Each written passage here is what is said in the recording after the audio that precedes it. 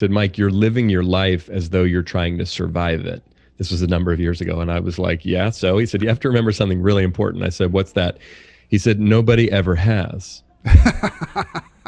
And I was like, what? He's like, the mortality rate is 100%. Like, you're not getting out of this thing alive. Stop trying to protect yourself from every possible moment that could be uncomfortable or this or that. And again, look, we have to be mindful about this and discerning, of course.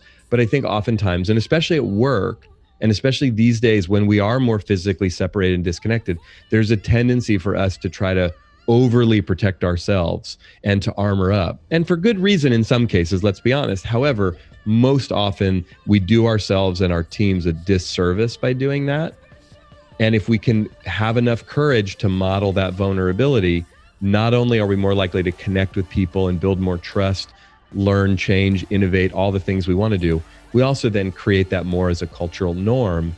And that's where leadership and management are different, right? Management is a title, a role. I'm the manager of this team. Leadership is about having the courage to show up a certain way to influence other people. That may or may not mean I have the responsibility of managing people as a part of my job, but it means I'm willing to be a leader on this team and model and operate in the way that I'd like to see other people operate.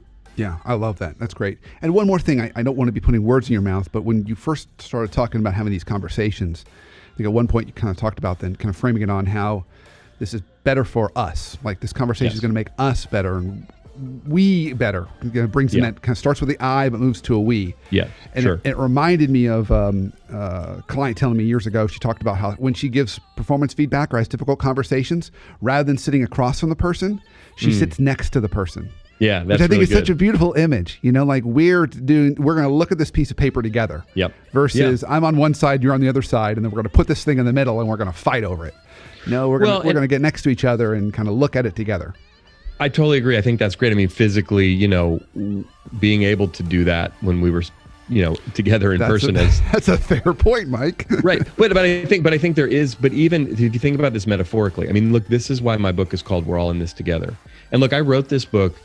I finished writing it at the end of last year. I did not know it was going to come out in the middle of the pandemic, when this phrase, we're all in this together, is something that people are using and have been using a lot in the last number of months.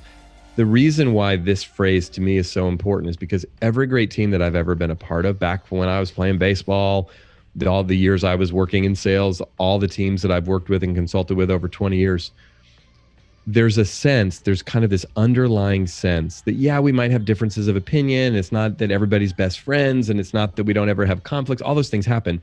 But there's a sense that there's really no them. It's all us. And while that's a simple concept, that's a hard thing to practice and to keep as a consistent theme in how we operate culturally, because we're wired in a way, and we live in a world that's so sort of invested in the us against them phenomenon. But I will often sit at the table with a team, particularly a senior leadership team, and ask the question, like, who's the them? Explain to me who's them in this scenario right now. Yeah. Isn't it all us? And at some level, you can extrapolate that out to sort of the nth degree to humanity. And a lot of my work and a lot of this book is finding, where do we find that common ground with other human beings? And again, sitting on the same side of the table, either physically or metaphorically, when we're giving someone feedback, remembering that even when we have a conflict with another person, even when we want to give someone some feedback because their performance or their behavior isn't what we want, it's like they're a fellow, not only team member, but a fellow human being.